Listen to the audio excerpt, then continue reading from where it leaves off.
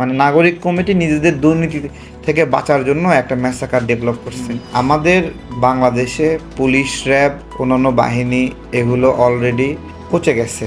সেনাবাহিনী ভালো খারাপ সব কিছু মিলিয়ে সেনাবাহিনীকে দেখলে মানুষ ভয় পায় অথবা সম্মান করে। দেশের শৃঙ্খলার জন্য এটা একটা খুঁটি। মানে এই খুঁটি দেখতে যেমনই হোক, এই খুঁটিটা আমার মাথার উপর আকাশ ভেঙে পড়া থেকে আকাশটাকে আটকায় রাখে, তাই না? তো এই খুঁটিটাকে নড়বড়ে করার একটা চেষ্টা আছে ভাই। যে যাই বলুক, চাঁদাবাজি, লুটপাট, বিভিন্ন রাজনৈতিক দলের বিভিন্ন ধরনের কর্মকাণ্ড, সেনাবাহিনী গেলে সব ঠান্ডা। ওই জায়গা থেকে ওই জায়গাটা নষ্ট করার জন্য একটা তৎপরতা আছে বেশ কিছুদিন যাবতই। তো সেনাবাহিনী আওলায় গেলে লাভ কার? আমরা কেউই কি নিরাপদ? আমি আপনাদেরকে বলি, ধরেন আজকে ওয়াকার সাহেবকে কেন্দ্র করে সেনাবাহিনীর মধ্যে দুই ভাগে ভাগ হয়ে গোলাগুলো ঠুস ঠাস করে আওয়াজ হচ্ছে, তাই না? তাহলে এই জাতির মধ্যে যে একটা শৃঙ্খলা, এই শৃঙ্খলাটা নিয়ন্ত্রণ করবে কে, তাই না? এটা কি খেলার জিনিস? অনেকে বলতেছে ওয়াকার এবং সেনাবাহিনী এক জিনিস না।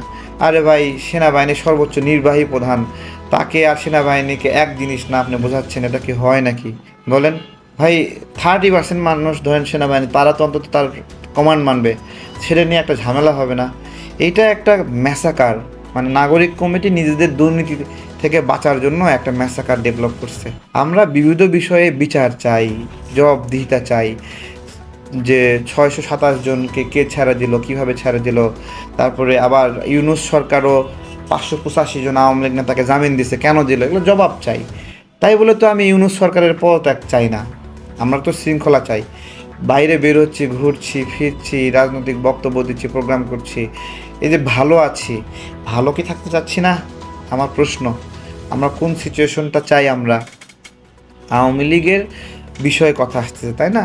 যে আওয়ামী লীগের পুনর্বাসন। আচ্ছা, ওয়াকার সাহেব চাই আওয়ামী লীগের পুনর্বাসন, এটাই তো বলতেছে।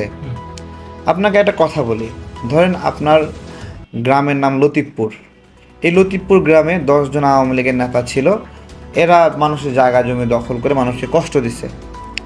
তো এই লোকগুলো শেখ হাসিনা পতনের পরে খুব বেকায়দায় আছে।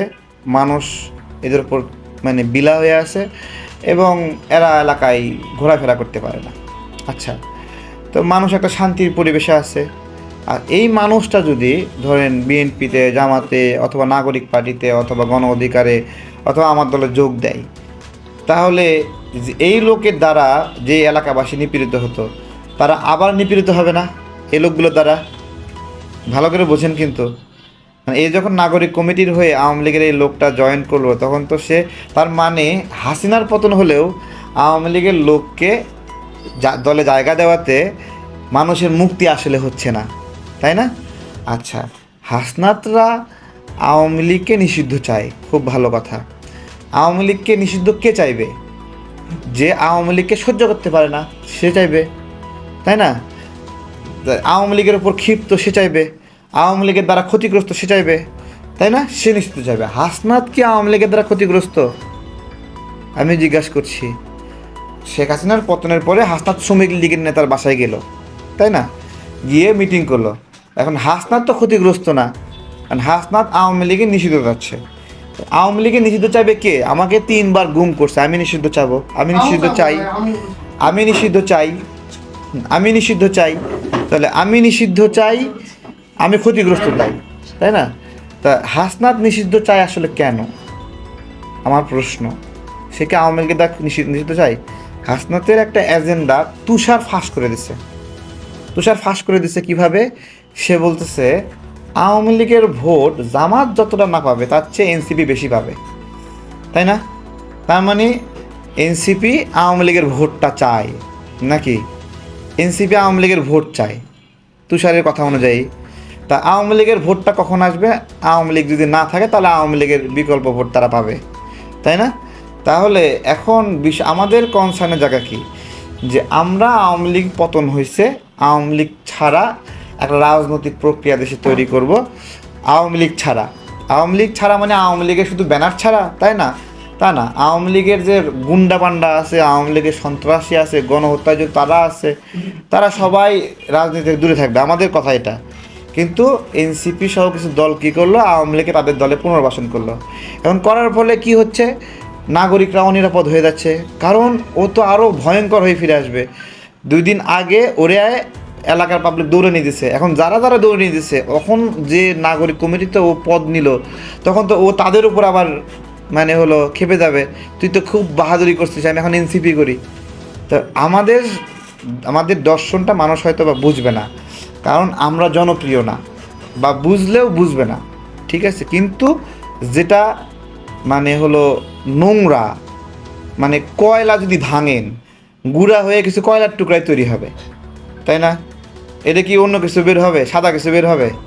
তো নাগরিক কমিটির যে নোংরামিগুলো প্রকাশ পাইছে, এগুলো যতই এদিক ওদিক করেন, এগুলো নোংরা জিনিসই। এই বৈষম্য বিরোধী আন্দোলন বিষয়ে আমরা যারা আন্দোলনে অংশ নিয়েছিলাম, সবার আন্দোলন, তাই না? সমন্বয়ক বিষয়টা কি?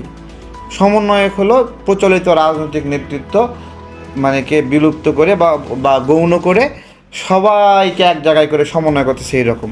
তাহলে বৈষম্য বিরোধীর এই সমন্বয়করা যখন এই সবাইকে সমন্বয় করা বাদ দিয়ে নিজেদের দল সমন্বয় করা শুরু করলো, তখন তারা আর আমাদের কেউ না, ঠিক আছে? আমাদের কেউ না, তারা অন্যান্য রাজনৈতিক প্রক্রিয়া যারা, মানে গণ অভ্যুত্থান মানেই বর্তমান নাগরিক কমিটি না, ঠিক আছে? আবার নাগরিক কমিটির সবাই গণ অভ্যুত্থানের অংশ না, তাই কি গণ অভ্যুত্থানে অংশ নেয়নি এরকম লোকরা নাগরিক কমিটিতে ভরে গেছে না? ওরা কি কোনো বাছ বিচার করছে? আমার দল থেকে 3 জন লোভী ছেলেকে নিয়ে গেছে, যারা নিয়োগ বাণিজ্য করতে চায়, দখল করতে চায়। এর মধ্যে একজন মংলা বন্দরের শ্রমিক সংঘের উপদেষ্টা হয়েছে আমার দলের, এখান থেকে নাগরিক কমিটিতে গেছে, তাকে একটা ওইখানে নিয়ন্ত্রণ দিয়ে দিছে। তো নাগরিক কমিটিতে এই লাভটা না থাকলে কে নাগরিক কমিটিতে গিয়ে যুক্ত হতো, তাই না? তো এটা একটা প্রফিটেবল বিজনেসে রূপান্তরিত হয়েছে। এটা যতদিন মধু আছে ততদিন আস্তে আস্তে এটা গৌণ হচ্ছিল। ওই জায়গা থেকে ওরা ছটফট কইরা এই ধরনের একটা ঘটনা ঘটালো। এটার ফলে বেশ অনেক বিপদে পড়তো। যারা আহ্বান জানাইছিল যে বাইতুল মোকাররমে সবাই আসেন ওয়াকারের বিরুদ্ধে মিছিল করতে, তাই না? এখন তাদের আহ্বানে তো মানুষ সাড়া দিচ্ছে নাকি? আসলে বাইতুল মোকাররমে ওয়াকারের বিরুদ্ধে কোনো প্রোগ্রাম হয়েছে? হয়নি।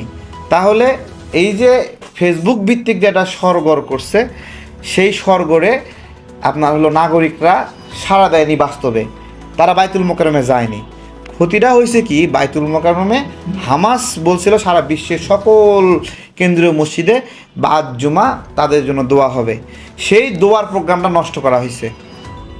দেখেন, যে সময় দোয়ার প্রোগ্রাম সেই সময় বলছে এখানে ওয়াকারের বিরুদ্ধে মিছিল হবে। তা এখন আমরা সেখানে যাই দেখি যারা মিছিল ডাক দিচ্ছে তারা কেউই নাই। হ্যাঁ, ইভেন যে নাগরিক কমিটি ওয়াকারের বিরুদ্ধে প্রোগ্রাম কথাবার্তা বলছে, বিভিন্ন কিছু বলছে। আমার প্রশ্ন ওইটাই যে বৈষম্য বিরোধীর ব্যানারে একটা মিছিল কোথায় ওয়াকারের বিরুদ্ধে? বৈষম্য নাগরিক কমিটির পক্ষ থেকে ব্যানার থেকে একটা মিছিল কোথায়, তাই না? তো তারা চাচ্ছে তাদের হয়ে সবাই লাফালাফি করুক, কিন্তু তারা নিজেরা লাফাবে না। তার মানে সবার সাথে সম্পর্ক খারাপ হোক সেনাবাহিনীর, তারা চুপে চাপে আছে, ঠিক আছে? দেখাবে যে আমরা তো আর কিছু বলি নাই, ওই জায়গায় এক জায়গায় সমঝোতার বিষয়।